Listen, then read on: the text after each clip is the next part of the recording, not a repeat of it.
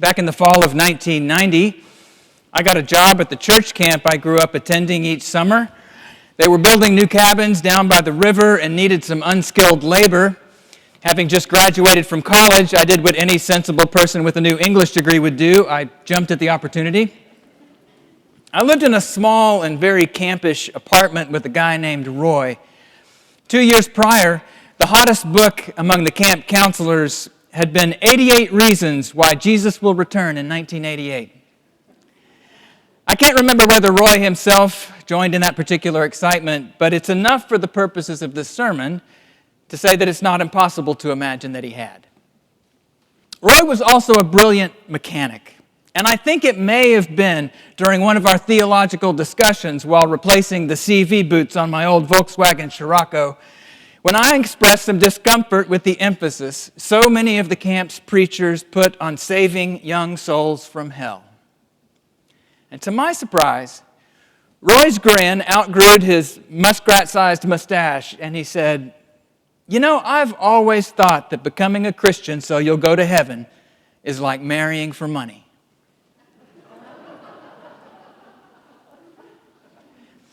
It's been 32 years since Roy said that to me. I couldn't tell you what I had for lunch yesterday or the point of my last sermon.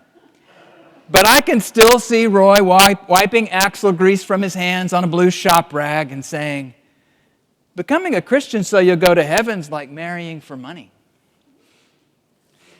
I needed to fill out the context a bit into which Roy made this statement so that you could appreciate how beautifully strange it is that what he said aligned so closely with something a German mystic named Meister Eckhart said 700 years before. Meister Eckhart wrote, "There are those among you who want to see God with the same eyes with which you see a cow, and to love God as you love a cow, for the milk and for the cheese." I kind of love this. A guy on a maintenance crew in a fundamentalist camp in Oklahoma came to essentially the same conclusion that a 13th century German heretical theologian did. That such wildly different people shared this insight makes it infinitely more interesting to me. Does it to you? I probably first heard the story of Jesus and the miraculous catch of fish told in Sunday school on a flannel graph board with little felt disciples in a little felt boat hauling in lots and lots of little felt fish. But something fairly obvious had never occurred to me until I stumbled upon that Meister Eckhart quote this week, which of course brought Roy Reimer quickly to mind. Did it register for you that a bunch of first century fishermen walked straight away from the milk and the cheese and the heaven, if you will, that God had just dumped from a net into their boat? Here's what I mean. Simon Peter was a fisherman, right? So what would the answered prayers of a fisherman look like? Well, they'd almost certainly look like a net full to bursting of fish. And before you look down on dear old Simon and his friends for their theological simplicity, consider this. How many sophisticated modern folks do you know who say they don't believe in prayer anymore because they asked God for a fish or cheese or heaven or healing and they didn't get it? For many, if not most of us, the definition of prayer, which can also define our relationship with God in an important way, might not have changed too much over the centuries, even if we've left prayer behind. But look at this story again. Simon's a fisherman, and after a terrible night fishing, Jesus steps into the boat and catches more fish than Simon and his friends know what to do with.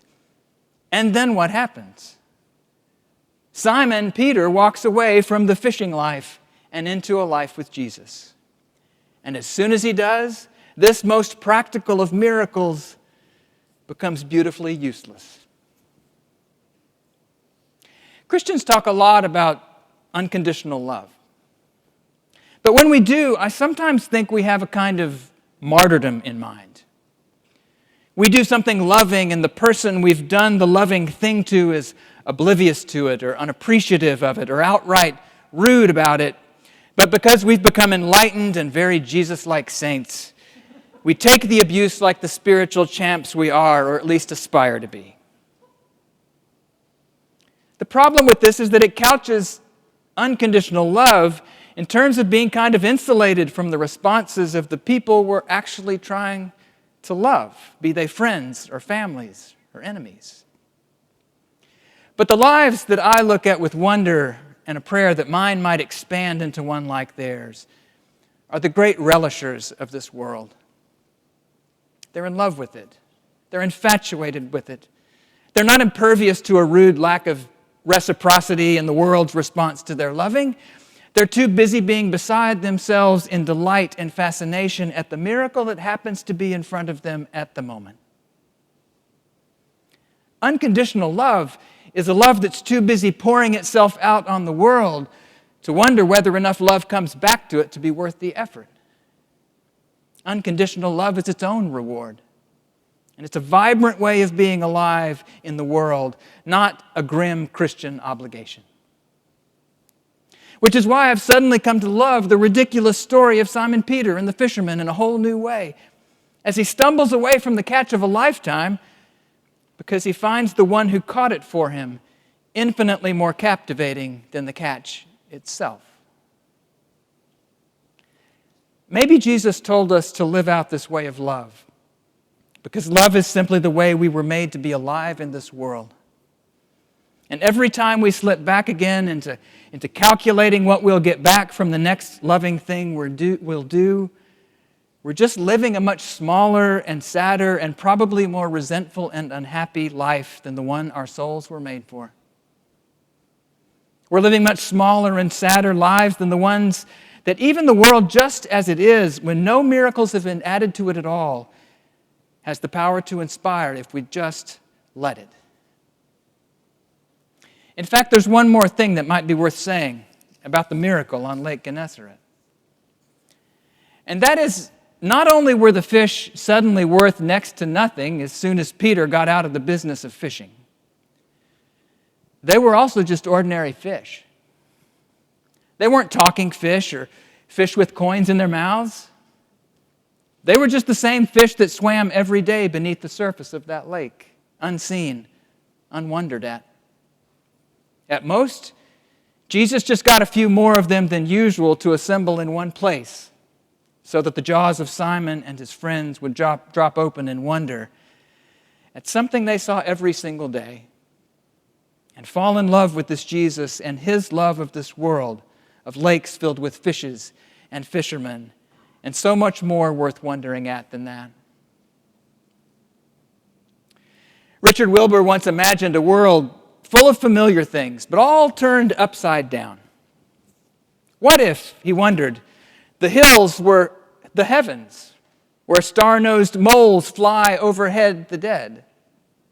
What if the branches of trees were mines in the air, and sparrows burrowed in the sky? But once he'd rearranged everything, he wondered what it is about us that we need to make the world strange in order to really know it, or love it, or be astonished by it. To a praiseful eye, Wilbur asks, should it not be enough of fresh and strange that trees grow green, and moles can course in clay, and sparrows sweep the ceiling of our day? If we love God, or love this world, or love each other only with a calculating, functional form of love, if we love them like a cow for their milk and cheese, or even for the hope of heaven when we die, are we not the ones most to be pitied?